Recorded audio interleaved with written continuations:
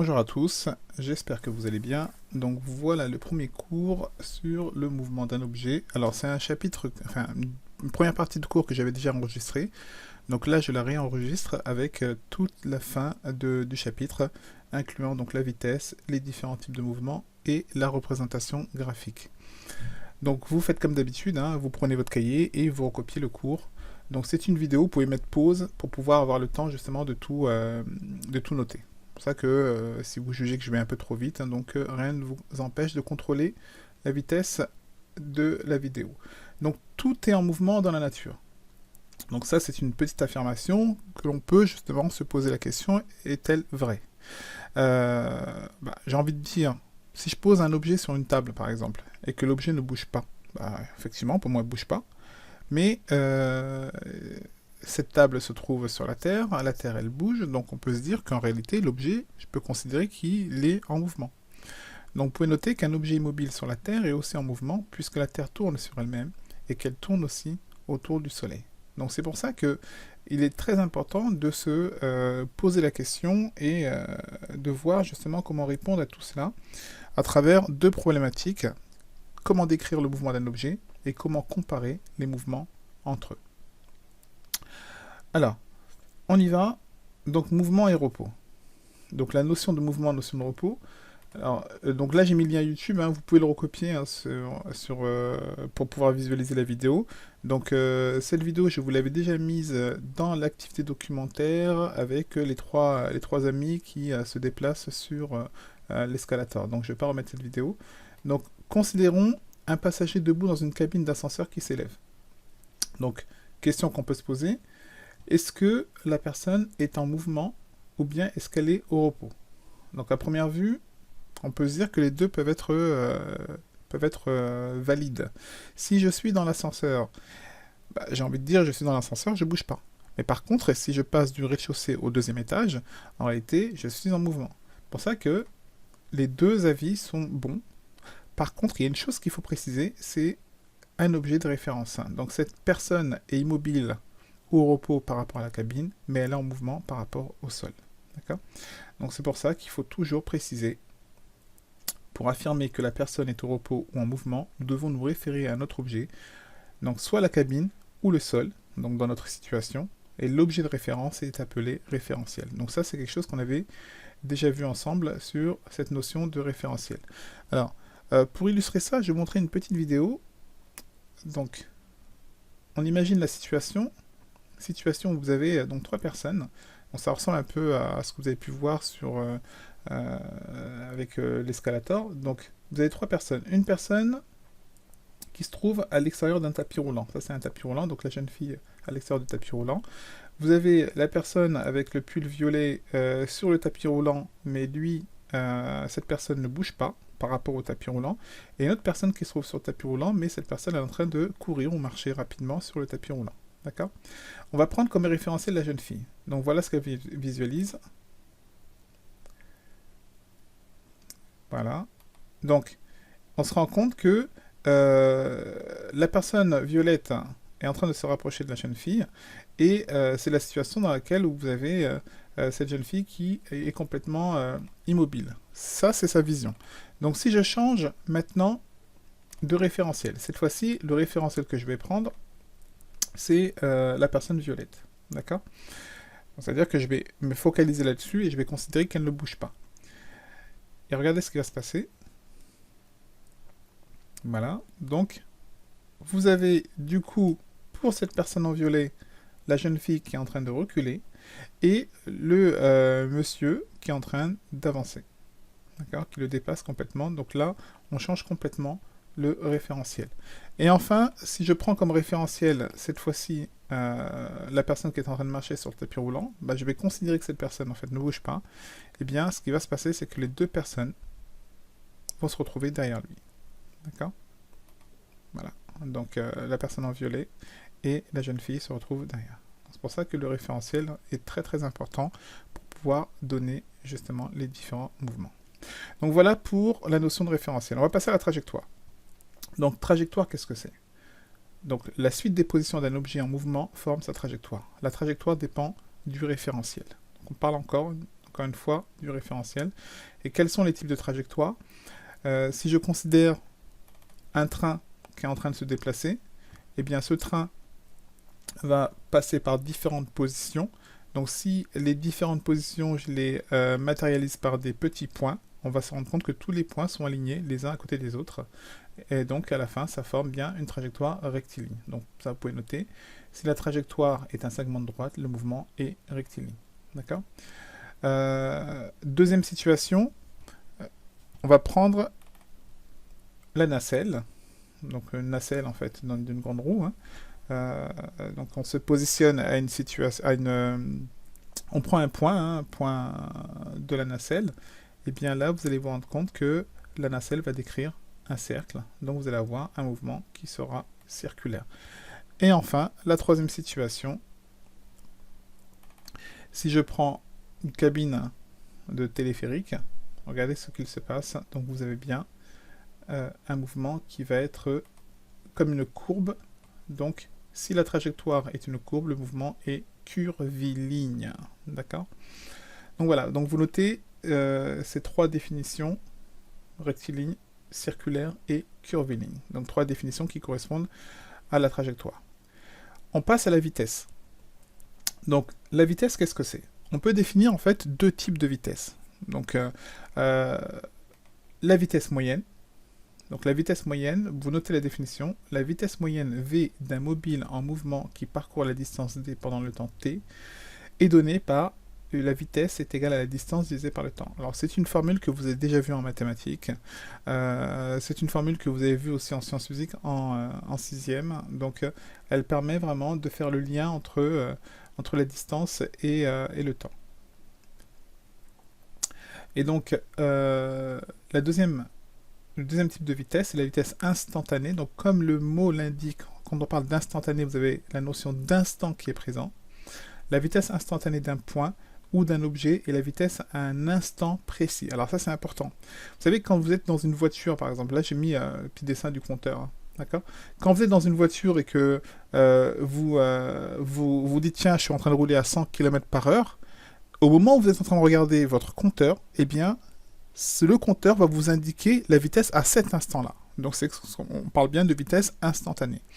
Alors que la vitesse moyenne, elle, si par exemple vous partez d'un point A à un point B, admettons, je sais pas, vous sortez de chez vous pour aller au collège, vous mettez un certain temps, vous avez une certaine distance, vous divisez la distance par le temps, ça va vous donner votre vitesse moyenne. Mais il se peut que pendant ce trajet, il se peut que vous ayez eu à vous arrêter. Peut-être que vous avez couru. Donc toutes ces différences de vitesse que vous avez entre le point A et le point B, donc entre chez vous et le collège par exemple, on ne va pas en tenir compte. Parce que ces différences de vitesse, ce sont des vitesses à des instants bien précis. En réalité, on peut considérer qu'une vitesse moyenne, c'est une moyenne de plusieurs vitesses instantanées. Vous savez, c'est comme quand vous avez des notes, par exemple. Vous allez avoir une note à un instant précis pour un contrôle bien précis. Donc cette note, elle va vous donner la valeur que vous avez à cet instant. Par contre, à la fin du trimestre, qu'est-ce que l'on fait? On calcule votre moyenne. Donc on va prendre toutes les notes et on va les diviser par le nombre de notes. Donc si vous avez un élève qui a 12 de moyenne, ça ne veut pas dire que pendant toute l'année, il a eu que des 12. Peut-être qu'il a eu des 17, peut-être qu'il a eu des 8, etc. Et donc tout ça, ça lui permet justement d'avoir cette moyenne. Donc c'est bien la différence entre la vitesse moyenne et la vitesse instantanée. D'accord? Donc je pense que c'est clair pour vous. Alors, les différents types de mouvements. Donc, pour les différents types de mouvements, on va utiliser en fait une technique qui s'appelle la chronophotographie. Chronophotographie. Alors, je vais vous montrer une petite vidéo concernant la chronophotographie. Alors, on va la lancer. Alors, derrière ce nom un peu barbare se cache une technique qui est en fait très simple. En effet, une chronophotographie est une technique qui permet d'étudier des mouvements en le décomposant en plusieurs images. Pour réaliser une chronophotographie, il suffit de photographier avec un appareil fixe à un intervalle de temps régulier un objet en mouvement. Par exemple, un appareil photo prend une photographie toutes les secondes ou toutes les 0,1 secondes d'un ballon. Sur la première photo, l'objet est ici. Son mouvement débute, il se trouve ici sur la deuxième photo. etc., etc. On continue jusqu'à ce qu'on souhaite arrêter la prise de photographie. En superposant l'ensemble des photographies, on obtient la chronophotographie. Voilà, donc je pense que c'est clair, hein, chronophotographie. Donc, je reprends, vous pouvez noter. Donc, c'est une technique qui permet d'obtenir sur une image les photographies successives d'un mobile prise à des intervalles de temps égaux. D'accord ? C'est un peu ce que vous faites, vous savez, dans votre téléphone quand vous prenez des photos en mode rafale. Vous appuyez sur le bouton et vous avez les photos qui vont défiler comme ça. L'intervalle de temps entre deux photos est toujours le même. Et à la fin, vous avez toutes les photos, en fait, justement, qui sont prises les unes à la suite des autres. En réalité, cette chronophotographie, vous savez, elle nous permet de pouvoir étudier vraiment les mouvements. Je prends cette première situation. Imaginez une moto qui est en train de se déplacer. D'accord ? Donc cette moto, quand elle se déplace, je fais la chronophotographie de la moto. Donc je prends mon téléphone et j'appuie sur le bouton. Il va me prendre des photos au cours du temps. Donc, et le temps qu'il y a entre deux photos, rappelez-vous, il est toujours fixe, il ne change pas. Donc si les distances parcourues pendant des intervalles de temps égaux sont égales, le mouvement est dit uniforme. Regardez, ce qui se passe, c'est que entre la première moto et la deuxième moto, entre la deuxième et la troisième, et la troisième et la quatrième, vous avez toujours la même distance. Donc si vous avez toujours la même distance, ça veut dire que la vitesse, elle reste tout le temps la même. D'accord ? Donc on parlera de mouvement uniforme. Donc dès qu'on parle de mouvement uniforme, ça signifie que la vitesse, elle ne change pas. Deuxième situation, donc si pour un même intervalle de temps, donc toujours pour dire que le temps entre deux photos ne change pas, la distance parcourue est de plus en plus grande, le mouvement est dit accéléré. Regardez bien sur les photos, vous voyez bien que la distance ici est plus petite que celle-là, qui est plus petite que celle-là. Donc au fur et à mesure, les distances deviennent de plus en plus importantes. Ça signifie que pendant le même petit intervalle de temps, si la moto parcourt une distance plus importante, c'est que la moto va plus vite. Donc la vitesse augmente. Et enfin, donc vous l'avez bien compris, pour la troisième situation, dans le cas contraire, donc si les distances, regardez, elles deviennent de plus en plus petites, hein, donc si les distances diminuent, eh bien, ça veut dire que le mouvement est ralenti. Donc la vitesse va aussi diminuer. D'accord ? Donc si pendant le même intervalle de temps, vous parcourez une distance qui devient de plus en plus petite, bah, ça veut dire que vous allez de moins en moins vite. Donc votre vitesse est en train de diminuer. Donc d'où l'intérêt justement de cette chronophotographie qui permet vraiment, juste avec ce cliché, de pouvoir visualiser l'allure de l'objet qui est en train de se déplacer. D'accord ? Alors, maintenant, on va pouvoir donc travailler sur des représentations graphiques donc des diverses situations. Mouvement uniforme. Donc, pour un mouvement uniforme. Alors, on va imaginer en fait la situation suivante. On va prendre un voyage, par exemple. Admettons un voyage d'une personne qui part de Paris pour aller à Dakar. Et ce voyage ne se fait pas d'une seule traite. Le voyage va se faire en deux parties. Première partie, il prend l'avion. Il part de Paris à Lisbonne, il fait 1000 km en 2 heures. Ensuite, il fait une escale à Lisbonne. Donc l'escale, ça veut dire simplement qu'il reste à Lisbonne pendant 1 heure. Donc là, la distance, elle ne change pas. Ça veut dire qu'au bout de 3 heures, il a toujours parcouru les 1000 premiers kilomètres. Et ensuite, il repart de Lisbonne pour aller à Dakar, et il fait 3000 km en 3 heures. Donc voilà le détail de son voyage. Donc Paris-Lisbonne, une escale à Lisbonne, donc c'est au Portugal pour ceux qui ne se rappellent plus, et Lisbonne-Dakar, 3000 km en 3 heures. Alors, on va s'intéresser justement à la représentation graphique de ce voyage. Donc, représentation graphique d'abord. Donc, on va tracer le graphique donnant la distance en fonction du temps. Donc, on trace le graphique donnant la distance en fonction du temps. Alors, regardez. Ici, sur l'axe vertical, alors j'ai pas mis de flèche ici, hein, d'accord ? Donc sur l'axe vertical, c'est ce qu'on appelle l'axe des ordonnées, vous l'avez vu déjà en mathématiques. Et sur cet axe vertical, on va représenter la distance. Et l'axe horizontal, c'est l'axe des abscisses, eh bien on va représenter le temps. Puisque la personne part, alors je reviens en arrière, voilà, rapidement, elle part de Paris, arrivée à Dakar, donc au total, son voyage dure, regardez, 2 heures ici, 1 heure ici et 3 heures. Donc ça fait 6 heures de voyage au total. Donc 6 heures de voyage, donc c'est ce que j'ai noté ici, de 0 à 6. Donc première partie du voyage. Paris, Lisbonne, on a dit 1000 km en 2 heures. Donc on met un premier point ici. Ce premier point, c'est quand il arrive à Lisbonne. Ensuite, Lisbonne, il reste 1 heure. Donc pendant 1 heure, la distance, vous voyez, elle ne change pas. On est toujours à 1000 km. Et j'étais à 1000 ici, je suis toujours à 1000 ici. Et ensuite, de Lisbonne à Dakar, il met 3 heures pour faire 3000 km. Donc comme il avait déjà fait les 1000 premiers kilomètres, on rajoute 3000 km. Donc on arrive ici sur l'axe des ordonnées à 4000 km. D'accord? Donc 4000 km qui correspond finalement à la distance totale qu'il a parcourue entre Paris et Dakar. Donc au final, il a parcouru 4000 km en 6 heures. Alors, lorsqu'on rejoint justement les différents points, ces 4 points, vous avez des portions de droite. Vous l'avez vu en mathématiques, dans un mouvement uniforme, la distance parcourue est proportionnelle au temps. La notion de proportionnalité. La notion de proportionnalité, lorsque le temps augmente, la distance augmente. D'accord? Donc ici, vous avez une proportionnalité, ici, vous avez aussi une proportionnalité. Donc proportionnalité qui va correspondre, si vous voulez, à la façon dont l'avion va se déplacer. Donc cette droite a pour pente la vitesse du mobile. Donc quand je parle de pente, alors c'est un terme aussi mathématique, mais vous pouvez imaginer une pente comme lorsque vous montez par exemple une colline. Plus la colline est difficile justement à monter, et plus la pente va être importante. Eh bien la pente ici, elle est plus grande que la pente ici. Imaginez, vous êtes ici, que vous voulez monter. Donc ce sera beaucoup plus facile de monter ici que de monter ici. Donc la pente, je viens de vous dire qu'elle correspond à la vitesse du mobile. Ça veut dire que la vitesse ici est plus importante que la vitesse ici. Alors on va essayer de le visualiser à travers le graphique qui vous donne la vitesse en fonction du temps. Donc on trace le graphique donnant la vitesse en fonction du temps, v égale f de t. Donc ça, faut le noter, tout ça. L'axe vertical, c'est l'axe des ordonnées, et l'axe horizontal, l'axe des abscisses.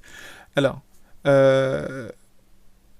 première situation, de Paris à Lisbonne, on a parcouru, on a dit, 1000 km en 2 heures. Donc, quelle est la vitesse? 1000 km divisé par 2 heures, eh bien, ça correspond à 500 km par heure.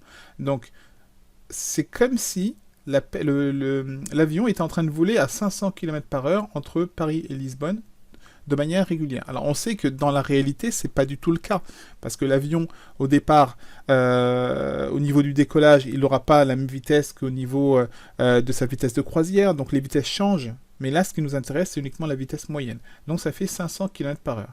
Lorsqu'il est à Lisbonne, il ne bouge pas. La vitesse est égale à 0 km par heure. Et de Lisbonne à Dakar, on a dit qu'il parcourait 3000 km en 3 heures. Donc 3000 divisé par 3, rappelez-vous de la formule, V égale D sur T. Donc 3000 divisé par 3, ça fait 1000 km par heure. Donc ici, on met un trait horizontal à l'ordonnée 1000 km par heure. Donc de 3 heures à 6 heures. Donc ça vous donne en fait une allure qui correspond à un diagramme, comme vous avez pu voir en géographie par exemple, un diagramme en fait en bâton, voilà, comme des histogrammes. Et donc ça vous permet justement de pouvoir visualiser la façon dont l'avion est en train de se déplacer.